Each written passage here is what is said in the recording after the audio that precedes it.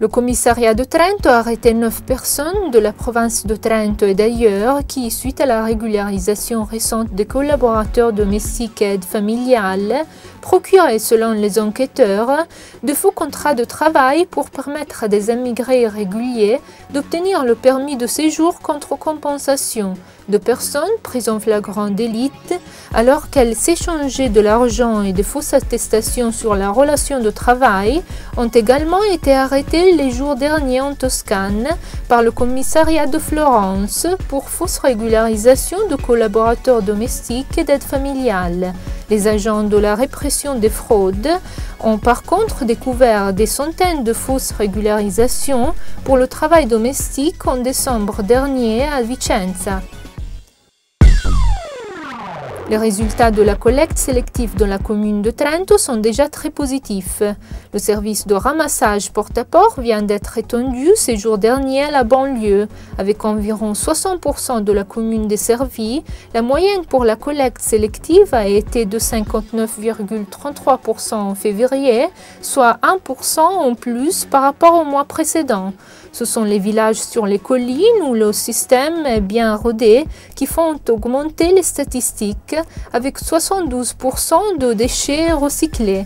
Un gros succès pour la ville qui a prolongé d'au moins 10 ans la durée des décharges publiques en favorisant par là même une pause de réflexion sur l'adoption de l'incinérateur.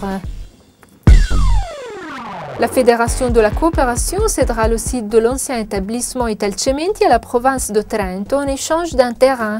C'est ce qu'a annoncé le maire de Trento. Cette zone de 45 000 m² à droite du fleuve Adige, qui aurait dû être démolie et assainie depuis longtemps, est devenue un dortoir pour les sans-abri. Le maire de Trento rencontrera le commissaire du gouvernement dans les prochains jours, justement pour parler du sort réservé à ce site. Après les changements de propriétaire et la définition d'un projet de requalification, l'ancien établissement Italcementi, désormais dégradé, sera certainement abattu dans les plus brefs délais. Le transfert des compétences sur l'université et la recherche entre l'État et la province autonome est considéré comme une opportunité à l'université de Trento. Vu que le gouvernement local a l'intention d'investir en formation, l'université a commencé à se demander comment améliorer son offre et a accueilli pour cela des experts d'envergure internationale pour parler de la modernisation du système universitaire. Parmi les priorités pour une université moderne, citons l'internationalisation, la spécialisation et la recherche de fonds supplémentaires. L'argent nécessaire pourrait arriver grâce au partenariat avec les entreprises potentiellement intéressées au capital humain et intellectuel. L'augmentation du prix des carburants est comme chaque année ponctuelle aux alentours de Pâques. Un plein coûte en moyenne entre 5 et 10 euros plus cher que l'an dernier. Il y a par ailleurs une grande différence de prix entre les stations-service et les pompes de la même marque. Les associations de consommateurs sont déjà sur le pied de guerre. Les titulaires de pompes à essence justifient les hausses récentes avec l'affaiblissement de l'euro par rapport au dollar, la monnaie d'échange du pétrole. Tout en admettant la nette augmentation des prix, les pompistes se défendent en expliquant qu'ils ont à leur tour subi une hausse sur les prix imposés.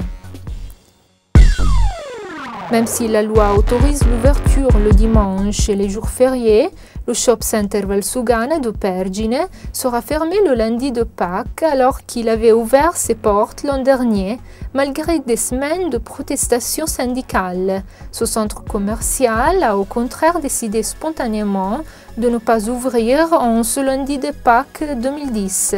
La direction ne motive pas sa décision et certains commerçants sont pour, tandis que d'autres sont contre.